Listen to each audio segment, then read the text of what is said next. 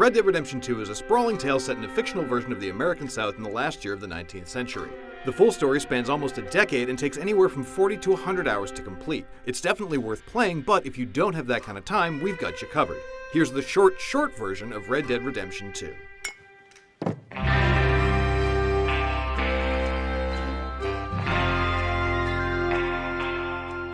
Okay, so, you play as this guy, Arthur Morgan. He's the main dude to this guy, Dutch van der Linde, who leads this gang that's on the run after screwing up a robbery real bad. The gang's got like 20 people in it, but the most important ones are this dude, Dutch's girlfriend, the guy you played as in the last game, his main squeeze and their son, Camp Mom, and this sleazy asshole. They need a lot of money fast, so they rob a train and set up camp outside of town to do more crime so they can retire way out west. This world has its consolations. Problem is, the dude that owned that train is super pissed and hires Pinkerton detective and Pete Postlethwaite lookalike contest winner Agent Milton and his little buddy Edgar Ross to hunt down Dutch and bring him to justice. They offer Arthur his freedom in exchange for Dutch, but Arthur says f*** off and the gang packs up and heads south.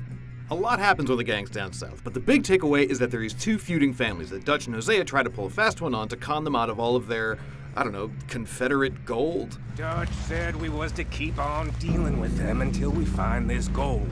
Arthur, Dutch, and Bill get deputized, kill some moonshiners, have some fun blowing up Klansmen, everything's great. Until both houses realize that they're being played. Sean gets killed and John's son Jack gets kidnapped. Where's my goddamn son? Prompting some truly righteous vengeance on old Dutch's part. Of course, the law shows up again, which means we're back on the move, this time to New Orleans. Saint Denis, where the guy the Braithwaite sold Jack to lives. Yeah, I know, let's not get into it. Anyways, they get Jack back, and though it looks like this crime boss could be a cool dude, he tries to set everyone up, and so Dutch again goes a little bit medieval on him. You repulsive little maggot! Prompting more than a few raised eyebrows around the gang.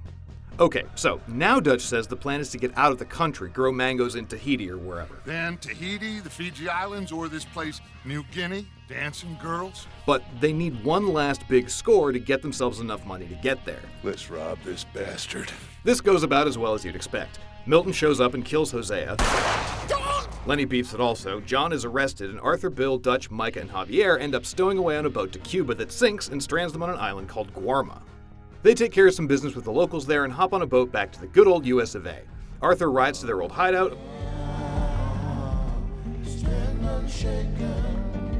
and we learn that the gang moved to this super kitschy swamp village to get away from the law. Of course, wouldn't you know it, guess who shows up right as everyone gets back together? We are here to arrest you! They run them off and start looking for yet another new campsite while Dutch starts freaking out that somebody's a traitor. Now we get into really serious spoiler territory, because Arthur gets the super cool news that he has tuberculosis, a gnarly lung disease that he probably got from that sick farmer he beat up way back at the beginning of the game. Armed with the knowledge of almost certain death and questioning a lot of his life choices, Arthur helps the gang move up north, where Molly comes home yelling about how she met with the cops. Susan does not like that one bit. From here, things go from bad to all-out full-blown shit show. Dutch is becoming completely unhinged, he's paranoid of everybody, and makes some really bad calls. Arthur's basically got depression. I'm worried my path is coming to an end, Mr. Swanson. And Micah is really cementing his role as douchebag extraordinaire by convincing Dutch it's a good idea to manipulate the local indigenous population to war against the US Army to take heat off the gang. About the only good thing that happens is that Arthur gets to ride in a hot air balloon and he and Sadie bust John out of jail. Everything comes to a head when the gang goes after what Dutch is promising will be their last big score. One score and one whole hell of a lot of noise. A train carrying payroll to the local army fort. During the heist, John is injured and Dutch claims he couldn't save him despite trying, and when they regroup, they learn that Abigail's been captured by Pinkerton Pete. Of course, Dutch bails, which is pretty much the last straw for Arthur, who rides with Sadie to rescue Abigail. They do, sort of, with Milton telling them that Michael was the real rat, not Molly, just before Abigail gives him a lead makeover.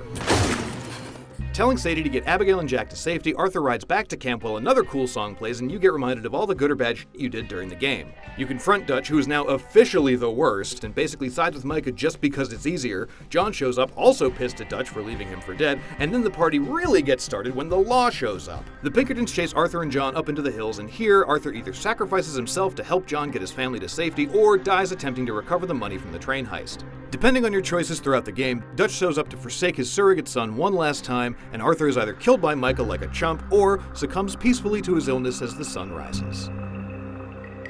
The end, right? Nope.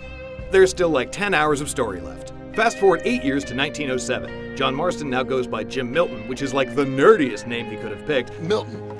Jim Milton. And he, Abigail, and Jack find themselves living and working on a ranch. Try as he might to go straight, John keeps getting pulled back into dangerous scenarios, and eventually Abigail leaves, taking Jack with her.